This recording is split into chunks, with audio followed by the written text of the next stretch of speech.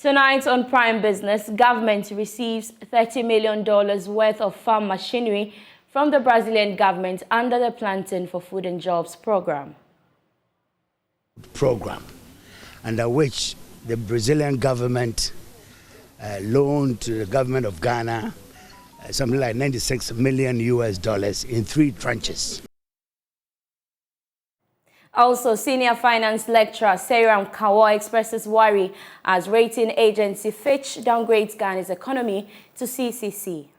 It should be worrying for the government that if we have a further downgrade, it means that it is going to make it very difficult for government to raise the necessary monies that they have to look at.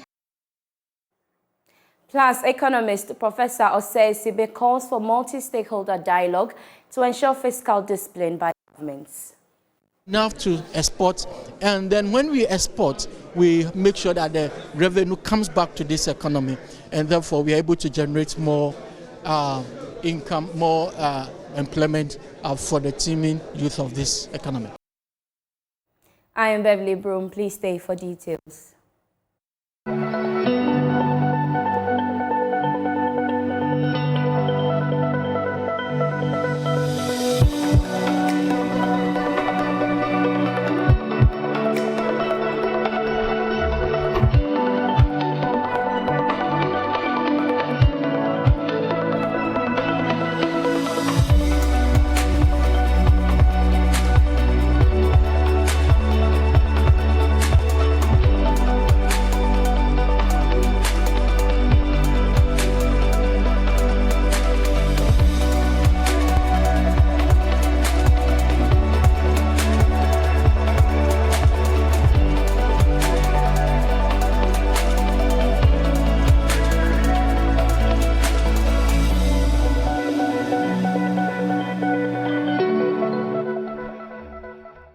Hello and welcome. Let's settle for the details now. The Ministry of Agriculture has received about $30 million worth of farm machinery from the Brazilian government. Now, this forms part of plans to support farmers in Ghana, including those engaged in the government's flagship agricultural program, Planting for Food and Jobs. The sector minister, Dr. Owusu Efriakoto, addressed the media at the launch of some tractor and other machinery received under the agreement. The following report has more. The $30 million worth of machinery forms part of the last tranche of the $96 million deal under which the Brazilian government supplies tractors to Ghana under a South-South cooperation. Addressing the media, the minister, Dr. Owusu Efriakoto, said the last tranche will focus on harvest, post-harvest and value addition, a decision which seeks to enhance the work of smallholder farmers. We are taking the last consignment of the Brazilian facility that we call More Food Program, under which the Brazilian government loaned to the government of Ghana something like $96 million in 3 tranches. You see, they are not here. We are still evacuating from the port. Gari making processing machinery. We have plantain chips making machinery. We have these huge harvesters that we are seeing around us, all because as we go to the field every year, we learn what the farmers need, what are the bottlenecks in their work, so that when we are ordering these machines, we order those which will break these bottlenecks in order to enhance their work for the transformational agenda this government is seeking to bring into the agricultural sector in Ghana. The minister also revealed that the Brazilian facilities will be sold to farmers at a subsidized cost of 40%. So we've advertised it in the newspapers. If you read the papers, you'll see that the government of Ghana has received this, and everybody should apply. That's it. So it's a very open system. The government of Ghana, the cabinet of Nana Addo Dankwa Akufo-Addo, decided right from the beginning to encourage farm machinery application on our farms, to give 40% discount on the CIF, that is the landed price. So if this machine costs $100, it says that sell it to farmers for only $60. And that's how generous this government has been to agriculture. Some farmers who are beneficiaries of the farm machinery module of the Planting for Food and Jobs program spoke to the media. Back in the northern region, you can see that we are suffering from post-harvest losses. And thank God that there are combines now, processing machines, which are being imported again. And we believe, as Mr. Dian said, it's going to be subsidized, or it's been subsidized by 40%. And we are here again to scout around and see how we can apply again, and then the ministry will approve what our demands may be. It's rare that if you run to the ministry and you have your percentage, the subsidized one, you'll be able to get one to your constituency or you get one to your locality, so that at the end we get more yield to the country. The entry of the Brazilian facilities forms part of the 5th module of the Planting for Food and Jobs program. Rating agency Fitch has downgraded Ghana's long-term foreign currency issuer default rating to CCC from B negative. The downgrade, Fitch said, reflects the deterioration of Ghana's public finance, which has contributed a prolonged lack of access to Eurobond market, in turn leading to a significant decline in external liquidity. Now, the rating agency warned that in the absence of new external financing sources, international reserves of Ghana will fall close to 2 months of current external payment by end of 2022.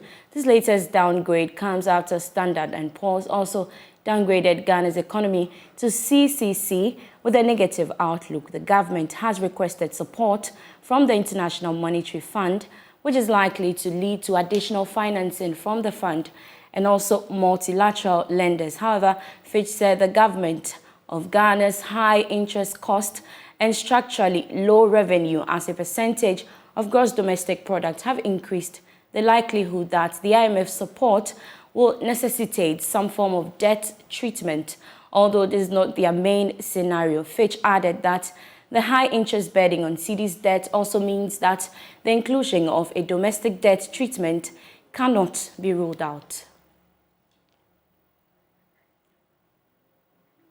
But speaking on the downgrade, senior finance lecturer at the University of Cape Coast, Seyram Kawa, expressed worry that the downgrade sends a bad signal to investors to put their funds in Ghana's economy.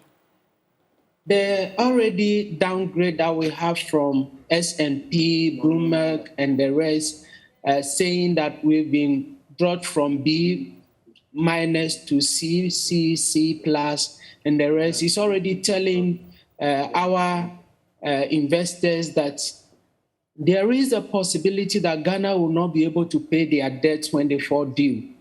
And for that matter, investors is a signal that they are giving to the market that if you want to do investment in Ghana, you must be very careful when you are borrowing to the government of Ghana. Otherwise, your monies might not be paid. It also makes it very difficult for Ghana to go to the international bond market to borrow money. Even with that, not only the international investors, the domestic investors can also be very worried whether government will be able to pay their debt when it falls due.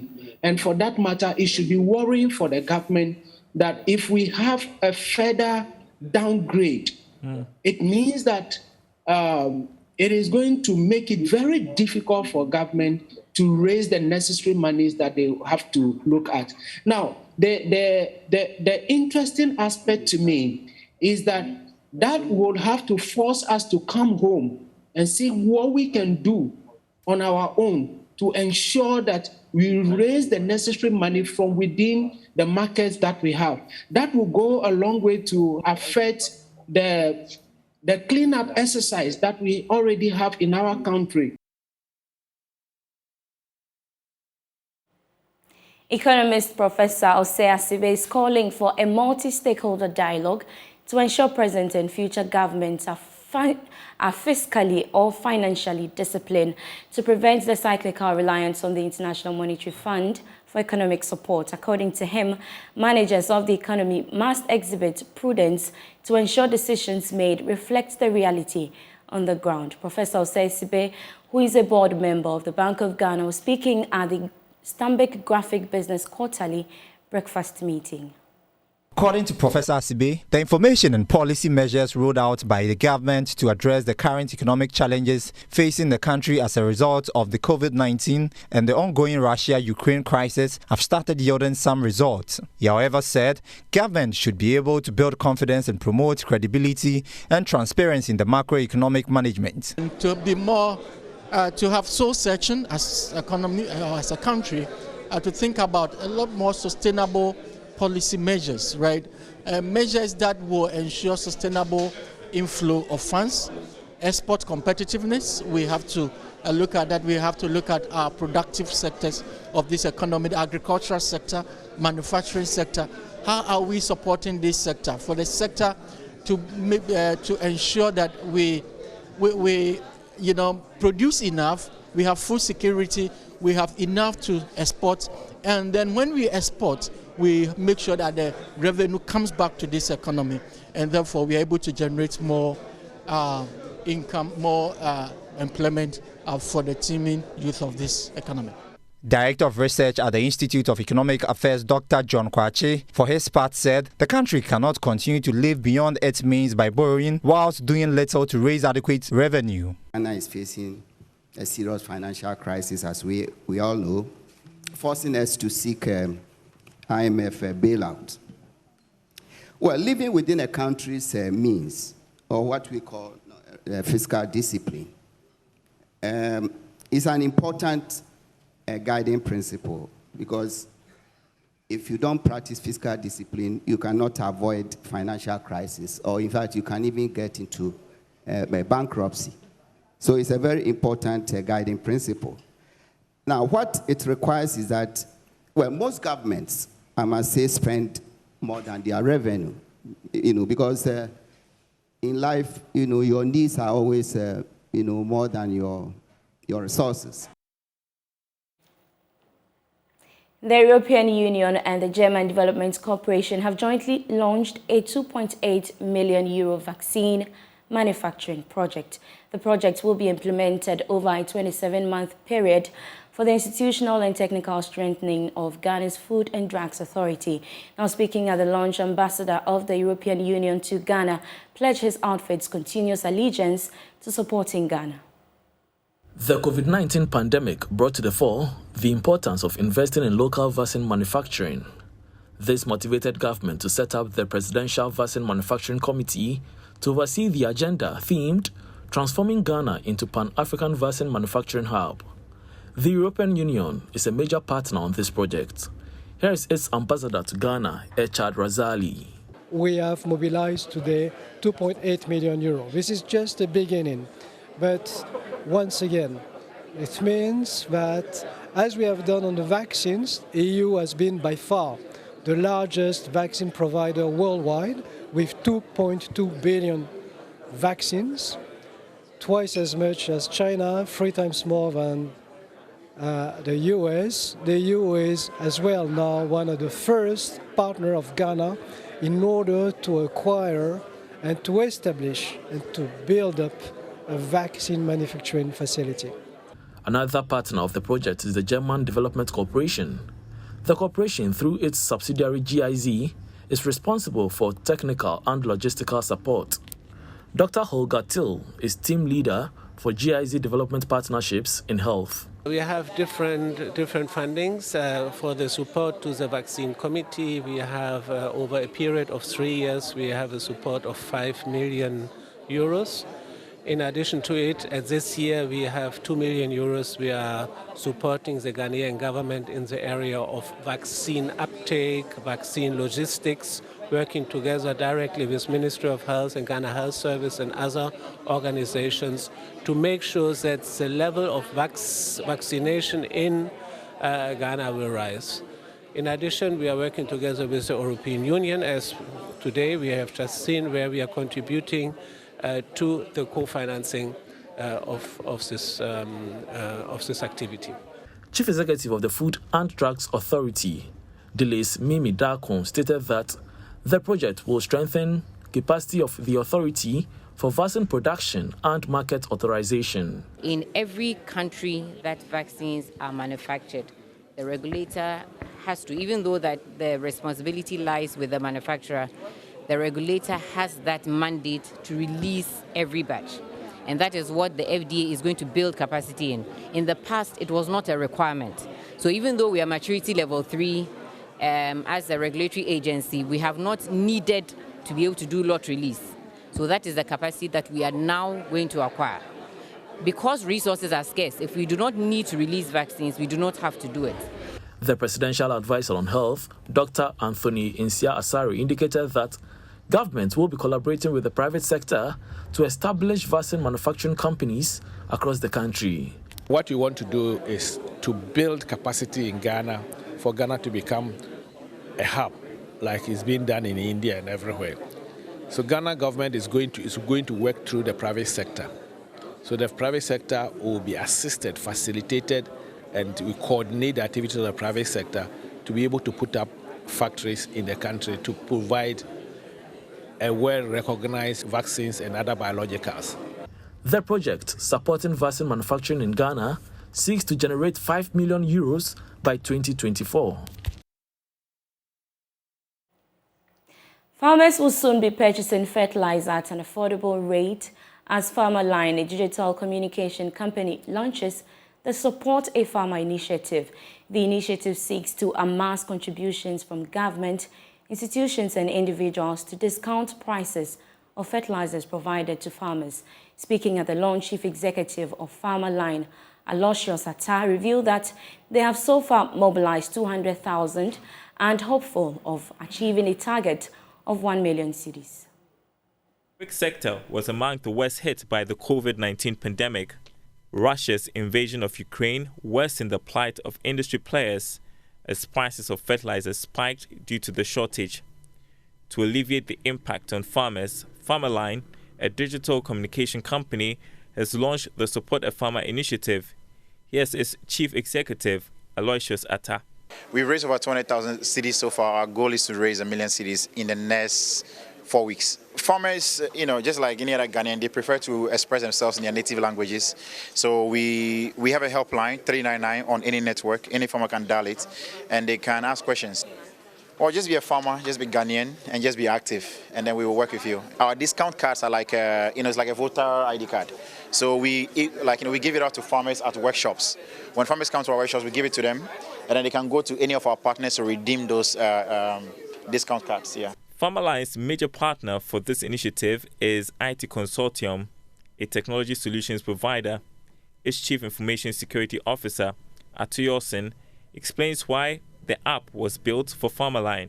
When we heard of Farmerline, we decided, well, this is a good initiative. This is what is going to help our farmers. We can't be there physically to do that, but through technology, we can help people mobilize the funds that Farmerline need to support the farmers. That's how come we decided to join. The idea was based on our SUSU, our local contributions that we do. And we started first with the USSD platform where somebody dials a short code to make a contribution. And we decided, well, there are smartphones coming up and there is a web as well. So why don't we move it into that? John Dumelo, a farmer, lauded the initiative. As a farmer, I think this is a very brilliant initiative. In the last 2 or 3 months, I've been touring around the country and speaking to farmers, and their main problem, of course, is access to fertilizer. There is fertilizer, but the price is ridiculously high. And so, one, they can't afford it, or two, they are moving to other crops that doesn't need a lot of fertilizer. And so with this initiative, definitely it's going to help them to go back to the crops that need a lot of fertilizer, and of course at a much subsidized rate. A team of technology developers has won a bid to build a centralized database system for entrepreneurs and innovation hubs in Ghana.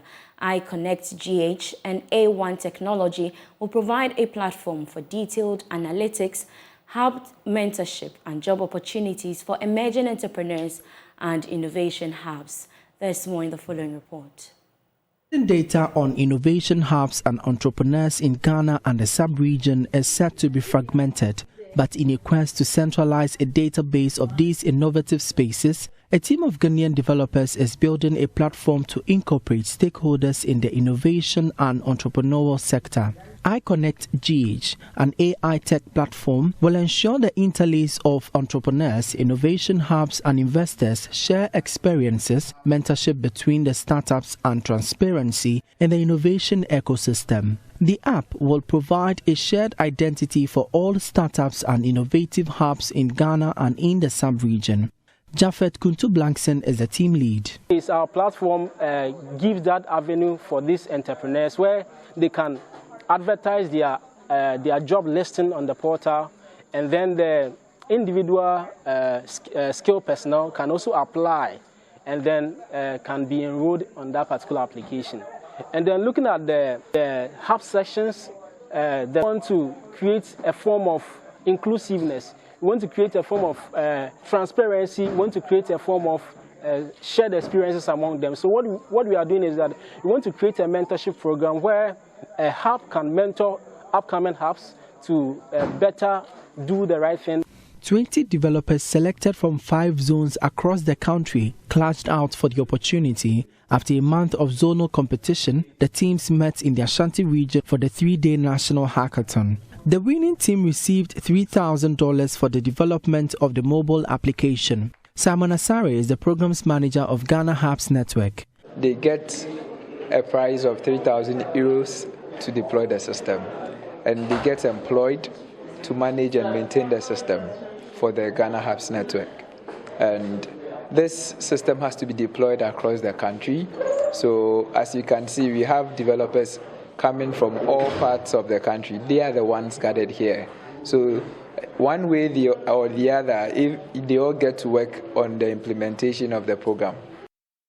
For Joy News, Emmanuel Bright Kweku reporting. And that's all for business here on Prime News. We have more business when you log on to myjoyonline.com. I am Beverly Broohm. Have a good evening.